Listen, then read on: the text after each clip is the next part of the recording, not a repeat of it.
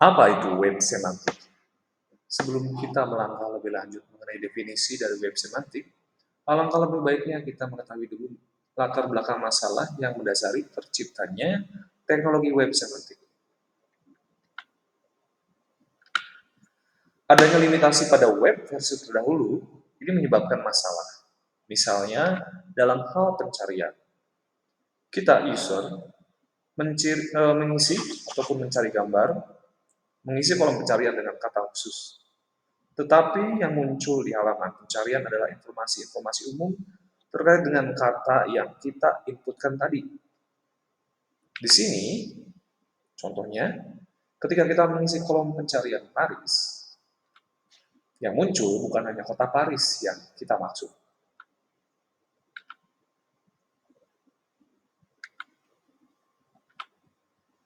Di sini berarti ada gap antara maksud dari manusia atau user dan pemahaman dari mesin atau komputer untuk mengerti apa yang manusia atau user inginkan dan maksudkan.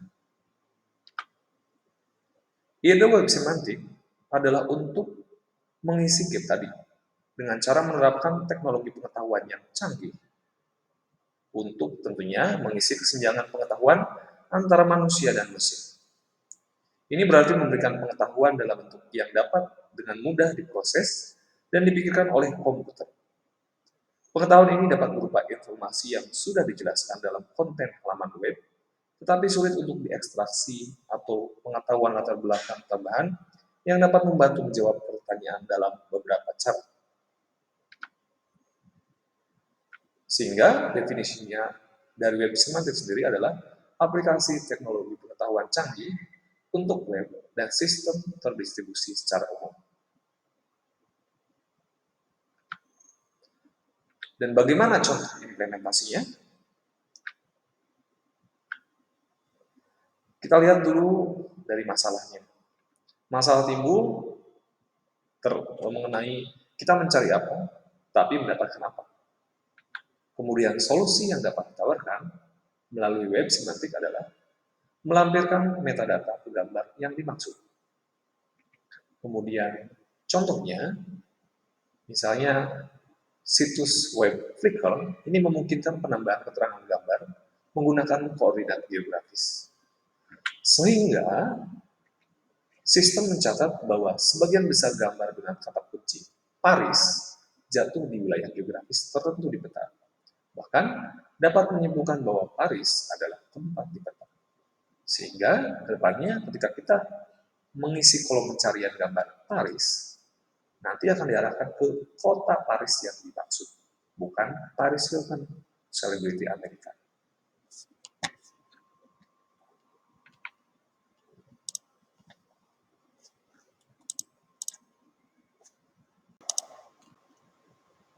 Kali ini kita akan membahas mengenai cara pembuatan JSON dan XML. Kita akan mulai terlebih dahulu tentang pembuatan JSON. JSON sendiri itu terdiri dari, salah satunya adalah terdiri dari nama dan value. Ya. Kita dapat mengetikkan name, contohnya mengenai nama mahasiswa yang diikuti oleh value-nya. Nama mahasiswa adalah name-nya, sementara value-nya adalah, contohnya saya mengetikkan Alison Becker. Ini adalah value-nya. Kemudian kita juga bisa membuat name dan value yang baru, yaitu contohnya adalah jadwal perwalian. Ini adalah name-nya, sementara value-nya contohnya adalah Senin tanggal 15 November tahun 2021. Itu untuk value. Jadi kita punya dua pasang name dan value di sini. Kita juga dapat menambahkan name dan value yang ketiga. Contohnya adalah tentang dosen wali. Dosen wali. Ini untuk name-nya, kemudian titik 2, dan kita pakai tanda petik 2 dalam hal pembuatan JSON ini. Kita isi, contoh ini saya ketikkan Gerard William untuk dosen walinya. Name dan value ini merupakan hal yang memang ada di dalam JSON. Lalu, ketika kita akan membuat, ini adalah JSON name dan value-nya, langkah yang kedua, kita akan membuat mengenai objek. Ya. JSON objek.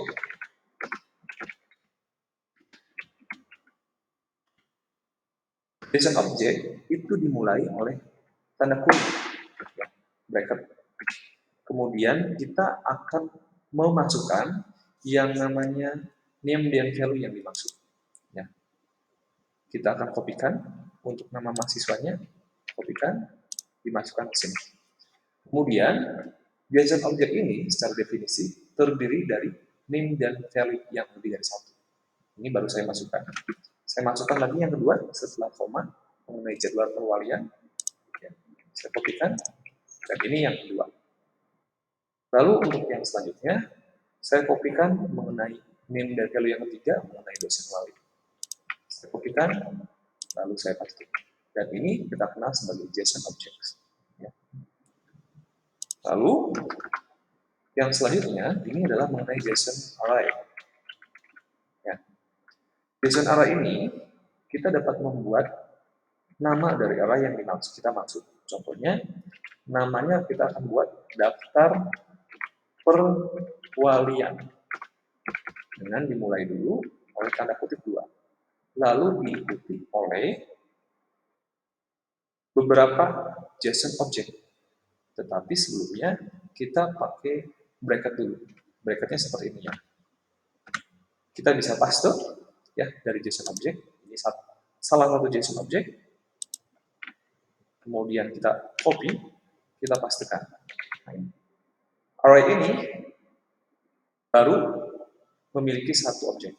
Kita bisa tambahkan dengan cara mengkopikan dan mengganti. Tadi ya nama yang kedua misalnya Alison Beckler diganti dengan nama Andy Robertson.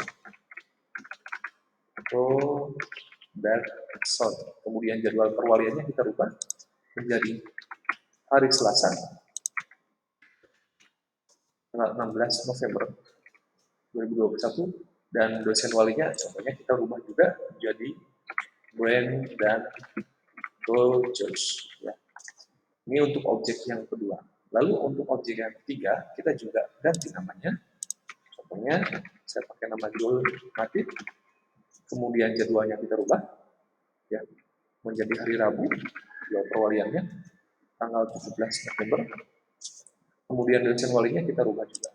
Biar ke semua objek punya name dan value yang berbeda satu sama lain. Ini berarti saya pakai nama apa ya? Jurgen Klopp saja ya.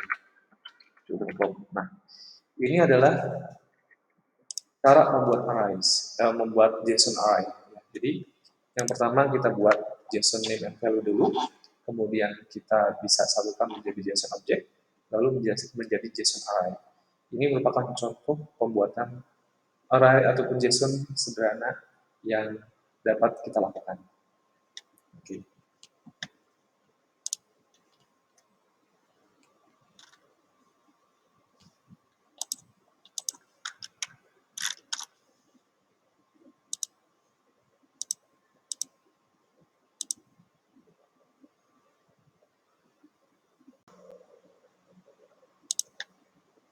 Selanjutnya, kita akan mencoba memahami untuk cara membuat ataupun memahami mengenai XML.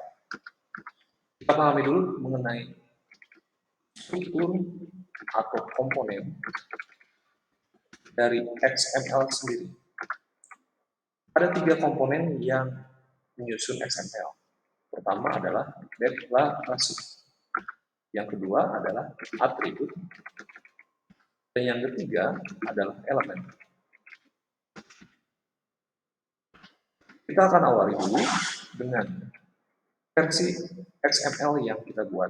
Contohnya XML version sama dengan tanda kutip 1.0 untuk versionnya. Ini adalah deklarasi. Keterangan ya. Ini merupakan deklarasi. Kemudian Saya akan membuat atribut atau komponen yang kedua dari XML ini. Saya akan membuat yang namanya mengetikkan daftar perwalian yang nanti akan memiliki judul atau title. Saya pakai tanda kutip daftar perwalian mahasiswa dengan diikuti oleh kurung tutup, kutip tutup, dan seperti ini. Ini komponen yang kedua adalah atribut.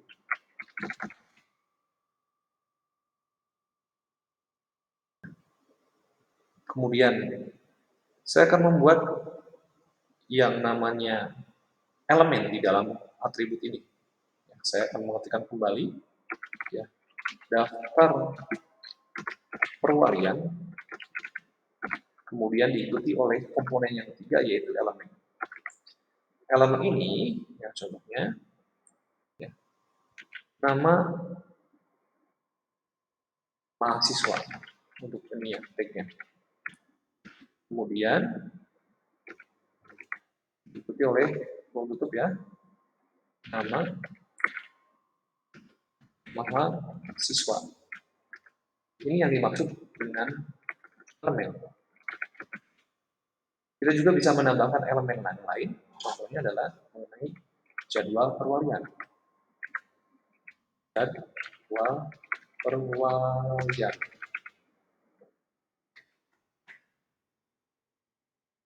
Kita akan tutup jadwal perwalian elemen yang kedua.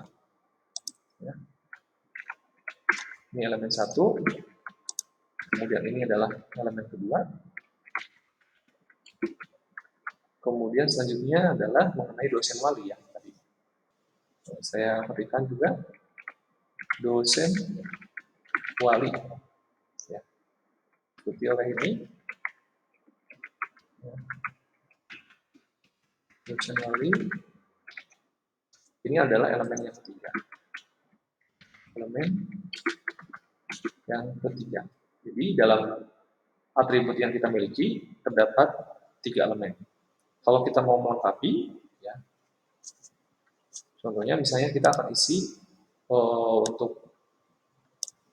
untuk masing-masing elemen ya, kita kopikan sesuai dengan JSON tadi, yang deskripsi JSON. Mahasiswa pertama tadi namanya Alison Baker. Kemudian jadwal perwaliannya Senin tanggal 15 November 2021. Sementara untuk dosen walinya tadi adalah Gerard O'Brien. Ini yang pertama. Ya. Kemudian selanjutnya mahasiswa yang kedua tadi namanya Henry Robertson. Jadwal perwaliannya hari Selasa tanggal 16 November 2021. Sementara dosen walinya adalah Bapak Brendan Rogers. Kemudian mahasiswa ketiga tadi namanya Joel Matuk.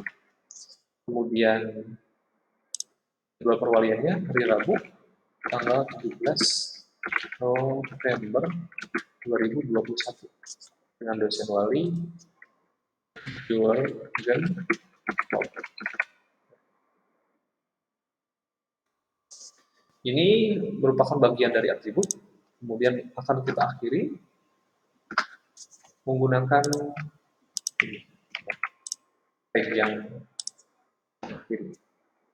Ini bagaimana kita membuat XML seperti itu.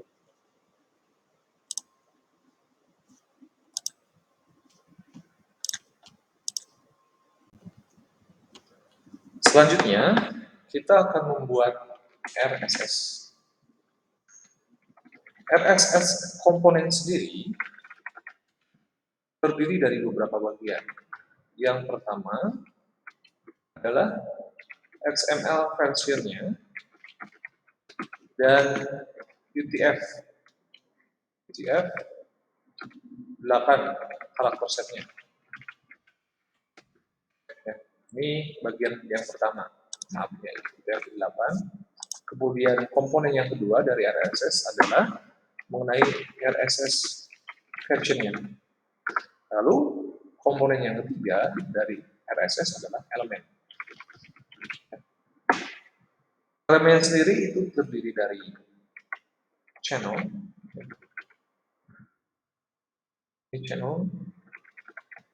channel ini mendeskripsikan mengenai RSS, dan channel ini memiliki yang namanya elemen pula ataupun child element yang terdiri dari title, kemudian title sendiri itu mendefinisikan tentang judul dari channel sendiri. Yang kedua adalah link. Ya. Link ini mendefinisikan tentang hyperlink ke channel yang dimaksud. Ya, link. Kemudian child element yang ketiga adalah description. Saya buka pakai description ini mendeskripsikan tentang item. Oke. Nah, kita sudah ketahui mengenai komponen-komponen dari RSS, kita mulai mencoba membuat mengenai contoh RSS. Kita awali dulu mengenai versi dari XML-nya. Ya, kita contohkan versi pertama ya, 1.0. Kemudian pakai UTF. Ya, untuk encodingnya UTF-8, kita pakai tanda kutip UTF-8, kutip tutup, kemudian terakhir, lalu kita cantumkan juga RSS versionnya, yaitu contohnya adalah 2.0. Kemudian untuk channelnya ya, kita buat ya, contohnya title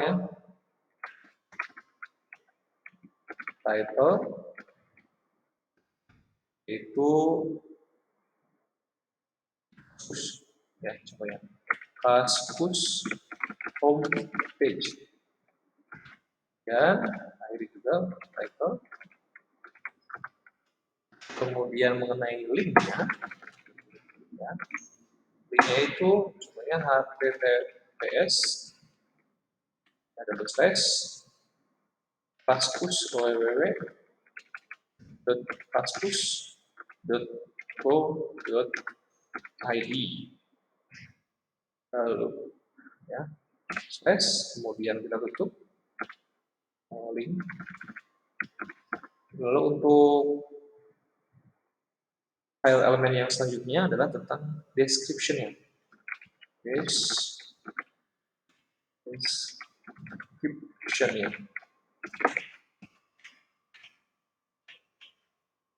Yaitu contohnya saya kasihkan ini misalnya forum diskusi beragam hal mulai dari hobi, minat, review, hingga informasi terkini, sekaligus ruang interaksi untuk para anggota komunitas. Ini untuk deskripsinya. Kemudian kita juga akan cantumkan mengenai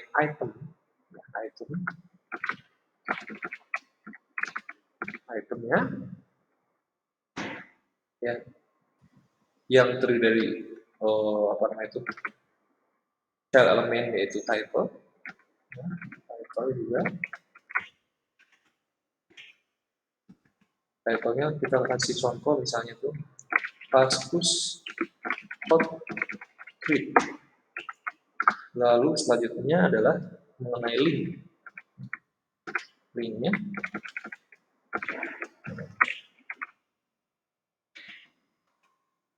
Linknya saya cantumkan https www.kaskus.co.id/forum slash hot trip, kemudian slash, ini untuk linknya.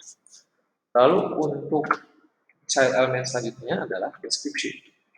Description. Elemen selanjutnya.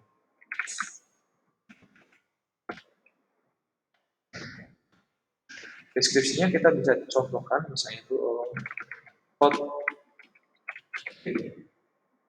adalah kumpulan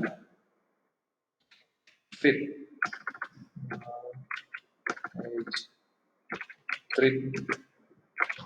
kasus kumpulan trip menarik yang dipilih oleh kasus admin. Lalu kita akhiri channel ini yang menutupnya dengan tag channel penutup. Ya, jangan lupa garis birunya ya. Ini adalah contoh dari RSS.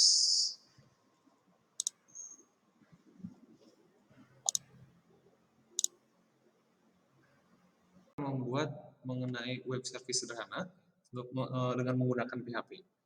Hal pertama yang harus kita lakukan adalah kita mengaktifkan dulu fitur dari XAMPP, Apache XAMPP di start ya. Ini sudah dalam keadaan start. Kemudian kita masuk ke localhost ya. Admin. Kita masuk. Nah ini kita buat database terlebih dahulu. Dengan ini buat tabel ya. Buat baru. Terus kemudian nama database-nya itu contohnya misalnya kita menggunakan nama yang berbeda ya, database Walian. Lalu kita buat ya. Kemudian di dalamnya terdiri ataupun tabelnya kita buat yang terdiri dari 3 kolom ya. Dengan nama kita contohkan misalnya jadwal perwalian. Buat 3 kolom yang terdiri dari kolom pertama nama lengkap ya contohnya. Kemudian jenisnya ini varchar dengan panjang nilai contohnya 100. Kemudian kolom kedua ini jadwal perwalian dengan jenis varchar juga panjang nilai 100. Lalu ini dosen wali ya bisa seperti ini. Kemudian varchar juga dengan panjang nilai 100. Kemudian kita simpan. Nah, ini sudah ada 3 kolom. Kemudian kita bisa menambahkan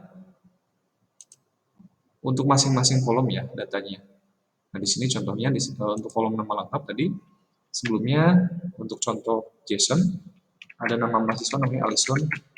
Kalau kemudian jadwal perwaliannya hari Senin tanggal 15 November 2021 dan dosen walinya yaitu Gerard Kulian.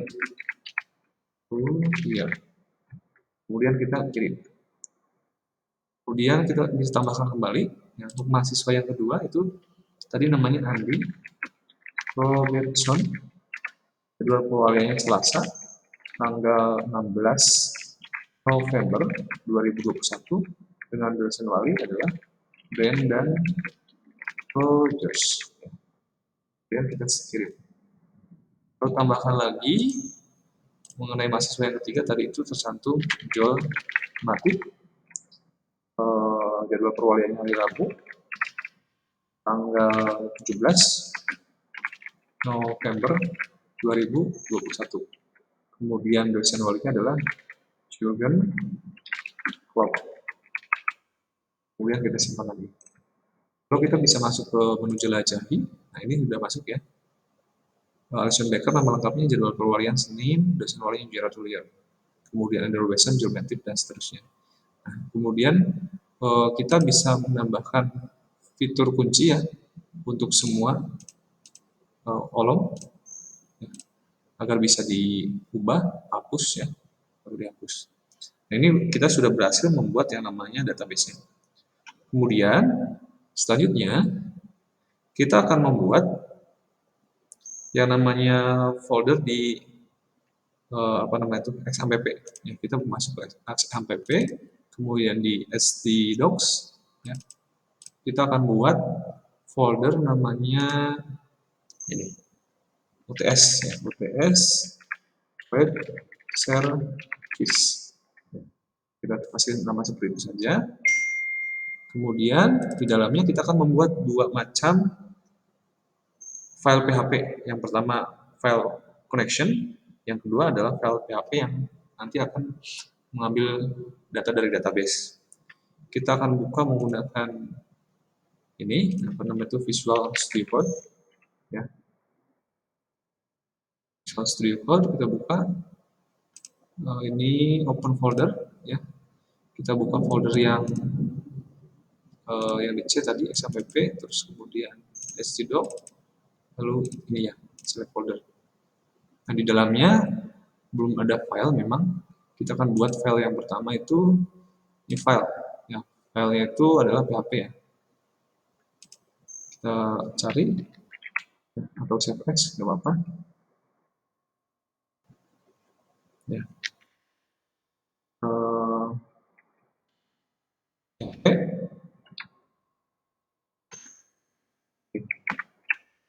Save as, file, save as. Masukkan di dalam folder UTS Web Service. Kita save menggunakan nama open.php. Kemudian save. Nah, ini udah ya. Lalu kemudian kita akan membuat yang namanya host ya. Hostnya itu adalah localhost. Kemudian titik koma, lalu usernya root, koma lagi, lalu passwordnya kita kosongkan saja. Ini, kemudian ya, apa namanya saja tuh database-nya. Kita akan mengambil database dari mana? Database-nya kita ambil dari tadi namanya ya. Kita kopikan database-nya itu adalah mana tadi itu? Ini. DB Perwalian ya. DB Perwalian. DB underscore Perwalian database-nya. Kemudian koma. Lalu selanjutnya kita ketikkan script selanjutnya mysql underscore connect, lalu kurung host, kemudian user, kemudian password,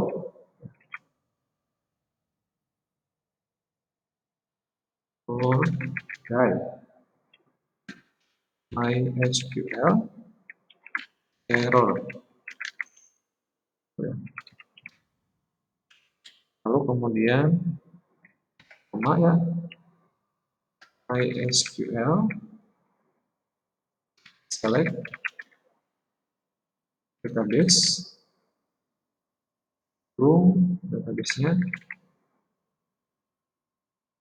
lalu for guide mysql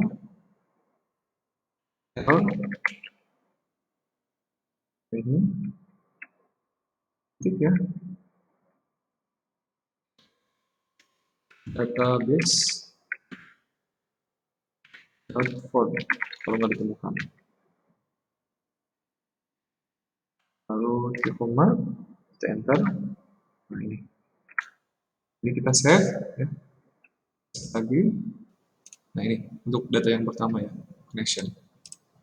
Untuk data selanjutnya kita bisa new file ya. Untuk data selanjutnya kita akan buat juga dokumen PHP.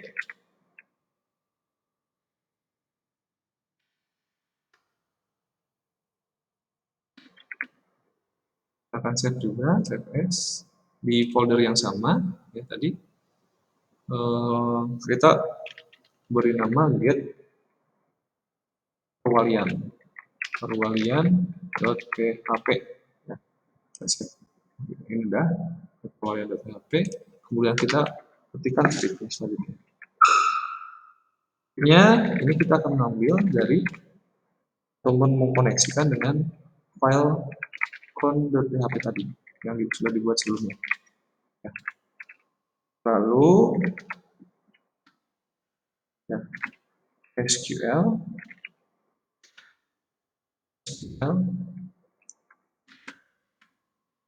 select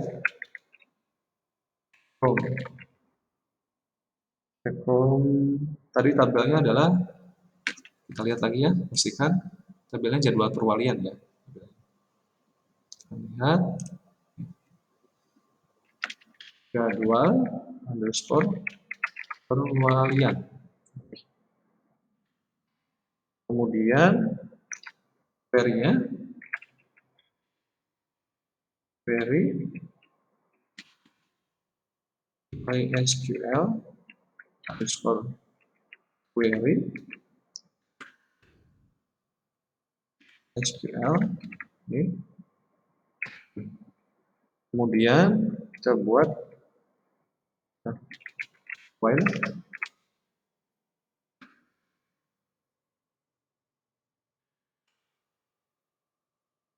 dengan MySQL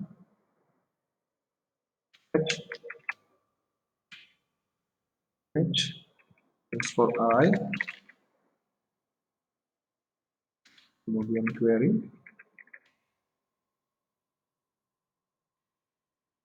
kemudian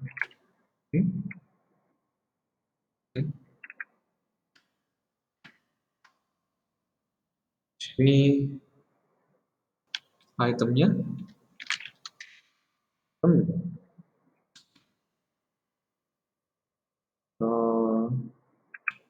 array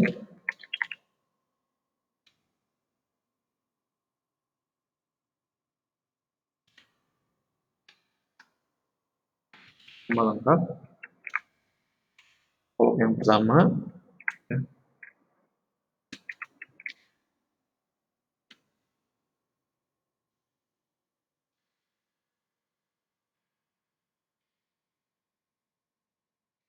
Nama underscore lengkap. Oke.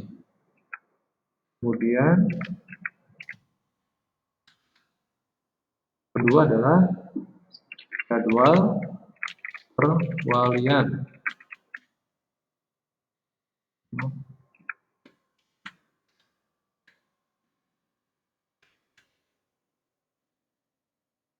Ini dari jadwal perwalian.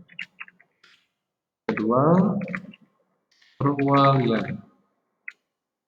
Kemudian kolom yang ketiga dosen wali, dosen underscore wali.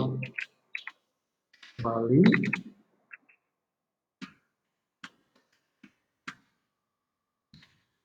datanya diambil dari dosen wali. Kemudian titik koma, lalu ini tutup. Terus selanjutnya